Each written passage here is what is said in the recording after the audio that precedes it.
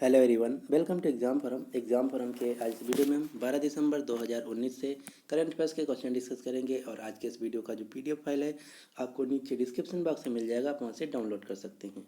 Video शुरू करने से पहले मैं आपको बता दूं कि मैं करंट अफेयर्स की मैगजीन तैयार किया हूँ, जिसमें आपको जनवरी 2019 से लेकर दिसंबर 2019 तक यानी कि पिछले एक साल के 2500 से ज़्यादा करंट अफेयर्स के क्वेश्चन मिलेंगे। ये सभी जो क्वेश्चन हैं फुल डिटेल के साथ हैं और 4 ऑप्शन के साथ, यानी कि एमसीक्यू टाइप के सभी क्वेश्चन हैं।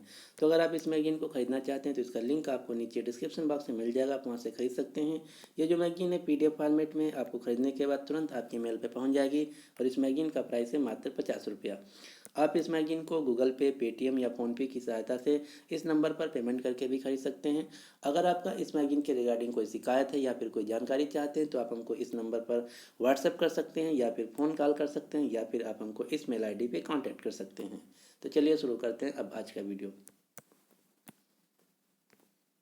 आज का पहला क्वेश्चन है, हाल ही में किस बॉलीवुड अभिनेता को नाडा का ब्रांड एम्बेसडर नियुक्त किया गया है? तो नाडा, जिसका पूरा नाम है नेशनल एंटी डोपिंग एजेंसी, जो कि खिलाड़ियों का डोप टेस्ट करता है, चेक करता है कि कहीं कोई खिलाड़ी नशीली दवाओं का सेवन तो नहीं कर रहा। अगर नाडा के द्वारा, नेशनल एंटी डोपिंग एजेंसी के द्वारा कोई खिलाड़ी नशीली दवाओं का सेवन करते हुए पाया जाता है तो उसको आगामी खेलों के लिए बैन कर दिया जाता है। तो नाडा के नए ब्रांड एम्बेसडर के रूप में नियुक्त किया गया है एक्टर सुनील शेट्टी को। आप ये जो फोटो में देख रहे हैं ये हैं एक्टर सुनील शेट्टी, जिनको नाडा, नेशनल एंटी डोपिंग एजेंसी का ब्रांड एम्बेसडर नियुक्त किया गया है। किसके द्वारा? खेल मंत्रालय के द्वारा। भारत के वर्तमान में खेल मंत्री हैं किरेन रिजिजू, जिनकी कॉन्स्टिट्यूंसी है अरुणाचल वेस्ट। जिस प्रकार से भारत में डोप टेस्ट के लिए संस्था है नाडा, इसी प्रकार अंतर्राष्ट्रीय स्तर पर डोप टेस्ट के लिए जो संस्था है इसका नाम है वाडा, वर्ल्ड एंटी डोपिंग एजेंसी, जिसका मुख्यालय कनाडा के मॉन्ट्रियल शहर में। वाडा के वर्तमान में अध्यक्ष हैं सर क्रेग रीड और वाडा ने अभी अभी रूस देश को आगामी 4 सालों के लिए सभी खेलों से बैन कर दिया है। भारत में खेल जगत में दिया जाने वाला सर्वोच्च पुरस्कार है राजीव गांधी खेल रत्न पुरस्कार। ये इस साल 2 लोगों को दिया गया, दीपा मलिक को जो कि एक पैरा एथलीट है, बजरंग पुनिया को जो कि एक रेसलर है। अगला क्वेश्चन, क्वेश्चन नंबर 2, हाल ही में अंतर्राष्ट्रीय पर्वतीय दिवस 2019 कब मनाया गया है? तो अंतर्राष्ट्रीय पर्वतीय दिवस, जिसको इंग्लिश में बोला जाता है इंटरनेशनल माउंटेन डे, यह प्रतिवर्ष मनाया जाता है 11 दिसंबर को और इस साल इसका थीम था माउंटेन मैटर फॉर यूथ। जो अंतर्राष्ट्रीय पर्वतीय दिवस है ये 11 दिसंबर को प्रतिवर्ष मनाया जाता है संयुक्त राष्ट्र यूनाइटेड नेशंस के द्वारा। संयुक्त राष्ट्र का मुख्यालय है अमेरिका के न्यूयॉर्क शहर में। इसकी स्थापना की गई थी 24 अक्टूबर 1945 को। यूनाइटेड नेशंस के वर्तमान में हेड है एंटोनियो गुटेरेस, जो कि पुर्तगाल देश से हैं। यूनाइटेड नेशंस में भारत के परमानेंट रिप्रेजेंटेटिव हैं सैयद अकबरुद्दीन। और यूनाइटेड नेशंस की 6 ऑफिशियल भाषाएं हैं, कौन कौन सी? Arabic, Chinese, English, French, Russian और स्पेनिश।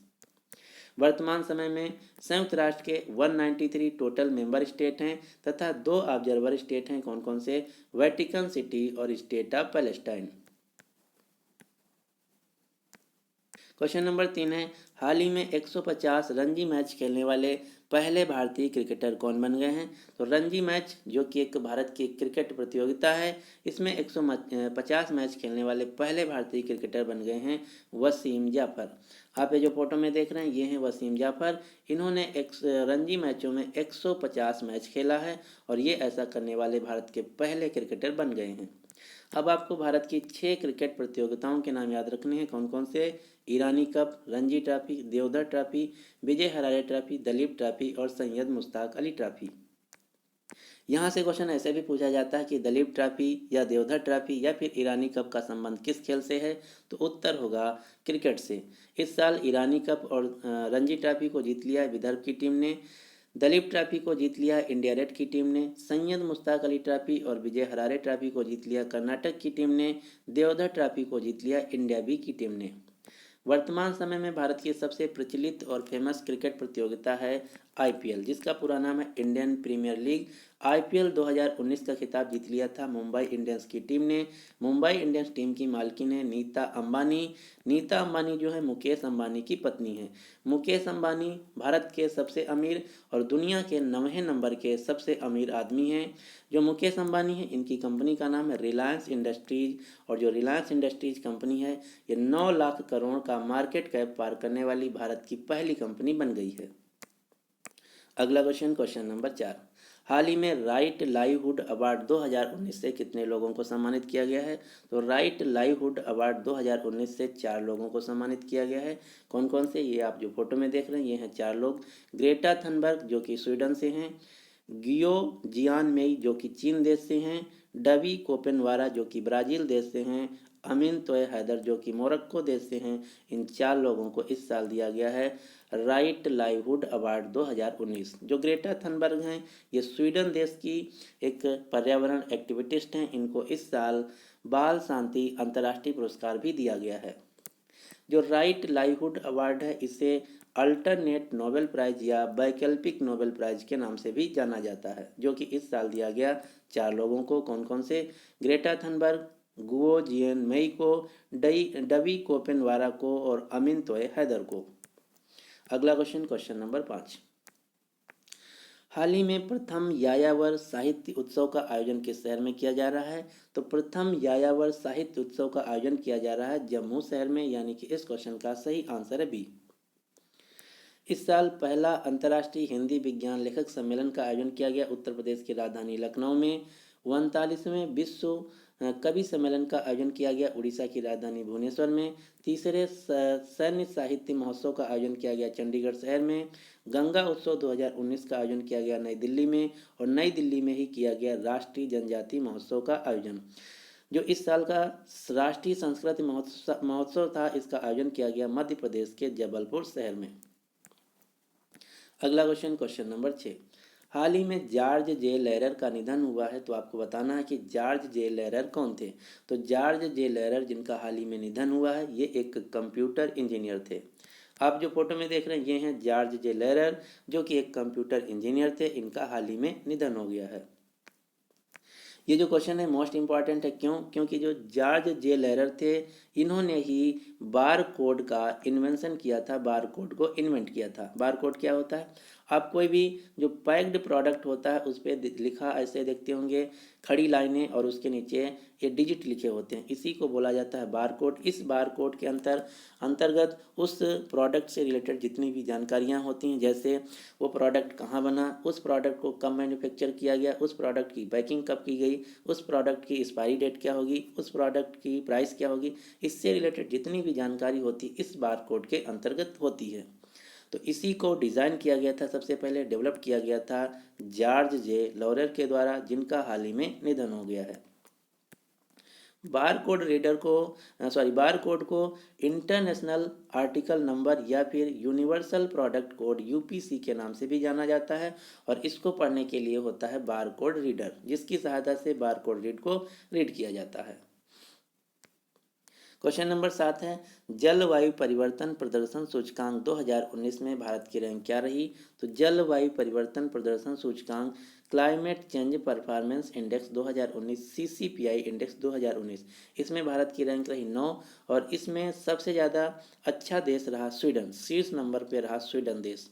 और इससे मिलता जुलता एक दूसरा सूचकांक है जिसका नाम है जलवायु जोखिम सूचकांक, ग्लोबल क्लाइमेट रिस्क इंडेक्स। ये अलग इंडेक्स है, तो इसमें भारत की रैंक रही 5वीं, और सबसे ज़्यादा 2019 में जो क्लाइमेट से पर्यावरण से प्रभावित देश था ये था जापान। तो ये दोनों सूचकांक अलग अलग हैं, आपको याद रखना है। जलवायु परिवर्तन प्रदर्शन सूचकांक 2019 में भारत की रैंक रही 9, और जलवायु जोखिम सूचकांक 2020 में भारत की रैंक रही 5। अगला क्वेश्चन, क्वेश्चन नंबर 8, हाल ही में किस अंतरिक्ष एजेंसी ने मानव इतिहास के सबसे शक्तिशाली रॉकेट का अनावरण किया है? तो दुनिया का अब तक की सबसे शक्तिशाली पावरफुल रॉकेट बनाया गया है नासा स्पेस एजेंसी के द्वारा। नासा जो कि अमेरिका की स्पेस एजेंसी है, इसका नाम रखा गया है space launch system SLS rocket. ये जो SLS रॉकेट है इसकी ऊंचाई होगी 212 मीटर, और इसकी स्पीड होगी 28,400 किलोमीटर प्रति घंटा। तो आपको याद रखना है दुनिया का अब तक की सबसे ज़्यादा शक्तिशाली रॉकेट बनाया गया है नासा के द्वारा, जिसका नाम रखा गया है space launch system SLS। Bharat के रॉकेट हैं PSLV, GSLV और ASLV। PSLV का पूरा नाम है polar satellite launch vehicle, GSLV का पूरा नाम है geosynchronous satellite launch vehicle, ASLV का पूरा नाम है augmented satellite launch vehicle. Bharat का सबसे पावरफुल रॉकेट है GSLV MK3। इसी की सहायता से चंद्रयान मिशन 2 को लॉन्च किया गया था। जिस प्रकार से भारत के GSLV, PSLV और ASLV रॉकेट हैं, इसी प्रकार से चाइना का रॉकेट है लॉन्ग मार्च, रसिया का रॉकेट है सोयूज और स्पेस एक्स कंपनी का रॉकेट है फैल्कन 9। भारत की स्पेस एजेंसी का नाम है ISRO, Indian space research organisation, जिसका मुख्यालय है बेंगलुरु में। इसरो की स्थापना की गई थी विक्रम साराभाई के द्वारा 15 अगस्त 1969 को और इसरो के वर्तमान में हेड हैं के सिवान। अमेरिका देश की स्पेस एजेंसी का नाम है नासा, जिसका मुख्यालय है वाशिंगटन DC में। अमेरिका का नासा का पूरा नाम है national aeronautics and space administration. Japan की स्पेस एजेंसी का नाम है जाक्सा, रूस की स्पेस एजेंसी का नाम है रॉसकॉस्मोस और पाकिस्तान की स्पेस एजेंसी का नाम है सुपार्को। अगला क्वेश्चन नंबर 9, डची फैट 3 उपग्रह किस देश से संबंधित है? तो जो डची फैट 3 उपग्रह है इसका संबंध इजराइल देश से है। जो डची फैट 3 उपग्रह है इसको बनाया गया है इजराइल के स्कूली छात्रों के द्वारा और इसका साइज है 10 गुणे 10 गुणे 13 सेंटीमीटर और इसका भार है, वजन है 2.3 किलोग्राम और इसको लॉन्च किया गया है इसरो के द्वारा PSLV C48 रॉकेट के द्वारा। तो आपको याद रखना है डची फैट 3 उपग्रह जो है इसको इजराइल देश के स्कूली छात्रों के द्वारा बनाया गया है और इसको लॉन्च किया गया है भारत की स्पेस एजेंसी इसरो के द्वारा PSLV C48 रॉकेट से। जो इजराइल देश है इसकी राजधानी है जेरूसलम और ये दुनिया का एकमात्र यहूदी देश है। ये क्वेश्चन एग्जाम में बहुत ज़्यादा पूछा जाता है कि दुनिया का एकमात्र यहूदी देश कौन है, तो उत्तर होगा इजराइल। इजराइल की मुद्रा है इजरायली न्यू शकील। इजराइल के प्राइम मिनिस्टर हैं बेंजामिन नेतन्याहू। अगला क्वेश्चन नंबर 10, छठे हिंद महासागर संवाद और 11वें दिल्ली संवाद का आयोजन किस शहर में किया जाएगा? तो इन दोनों आयोजनों का सम्मेलन किया जाएगा भारत की राजधानी नई दिल्ली में। जो हिंद महासागर संवाद है इसका विषय होगा, थीम होगा इंडो पैसिफिक री imaging the Indian ocean through the expanded geography. जो 11वां दिल्ली संवाद है इसका विषय होगा, इसकी थीम होगी advancing partnership in Indo Pacific. तो ये थीम दोनों आपको याद रखना है और इन दोनों का आयोजन किया जाएगा भारत की राजधानी नई दिल्ली में। अगला क्वेश्चन नंबर 11, हाल ही में NBF न्यूज ब्रॉडकास्टर फेडरेशन का नया अध्यक्ष किसे नियुक्त किया गया है? तो NBF का नया अध्यक्ष नियुक्त किया गया है अर्नब गोस्वामी को। जो NBF है इसका मुख्यालय है नई दिल्ली में और भारत में जितने भी न्यूज चैनल हैं सभी भाषाओं के, इनके लिए एक फोरम जो है जिसका नाम है NBF, इसी के नए अध्यक्ष के रूप में नियुक्त किया गया है अर्नब गोस्वामी को।